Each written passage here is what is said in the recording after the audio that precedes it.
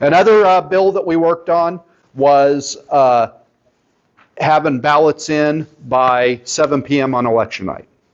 And this is probably the most controversial thing that we passed out of the House committee. And I understand where folks are coming from on it. You know, some of the opponents came and said, well, the mail's gotten slower. You know, that your ballot has to go to Kansas City and has to come back. And, you know, and somebody said, well, military voters are going to get disenfranchised. And so I'm going to explain to you why I voted the way I voted. I voted for the bill. I'll explain to you why I voted the way I voted, and we can have a conversation about it if you disagree. Or if you agree. Please, let's have a conversation if you agree. 31 states in the Union, almost a supermajority, your ballot has to be on an election night, period. That's 31 states out of 50, your ballot has to be in election night. And there's a handful that have a shorter grace period than Kansas, but 31 states. So I don't think their mail's faster than our mail. You know, so a lot of those are less densely populated or less densely populated states like Kansas. Another thing that really compelled me is in the federal statute and in the state statute, military ballots have to be sent out 45 days in advance. And in the state statute and in the federal statute, military ballots have to be on an election night. So this bill doesn't even affect military voters. Plus, military voters can fax their ballots in. Military voters can email their ballots in. And I voted from a lot of places. There's a lot of veterans here in this room that have voted from a lot of places that were not Kansas in Kansas, and our votes get counted. So that to me did not convince me not to vote for it. Another point is that this is how it used to be in Kansas until 2017. Right? It has not always been a 3-day grace period.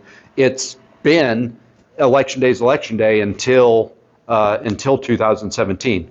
And the guy who was advocating for it in 2017, our Attorney General Chris Kobach, he testified in the Senate in favor of going back to election night being election night. And so that was pretty convincing to him. The guy who voted against it in the House was a Democrat when they went to the 3-day grace period. The guy who voted against it was Representative Carmichael from Sedgwick County, and he got up and testified. You know, he got up in front of the House and pleaded with his colleagues to vote to go back to the way it used to be, election night being election night, and he voted with the Republicans on the bill.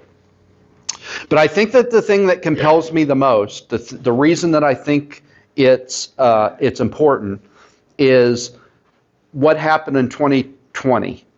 Or 2022, I'm sorry. Because Veterans Day was on Friday, we didn't just keep taking ballots for 3 days. We kept taking ballots for a week. We didn't stop taking ballots until Monday because that wasn't a work day, right, in the way the law was written. So we kept taking ballots in Kansas for a week. And, you know, we saw what happened in Maricopa County where they kept taking ballots for a month. And I watched the news. You watched the news. You heard what people were saying.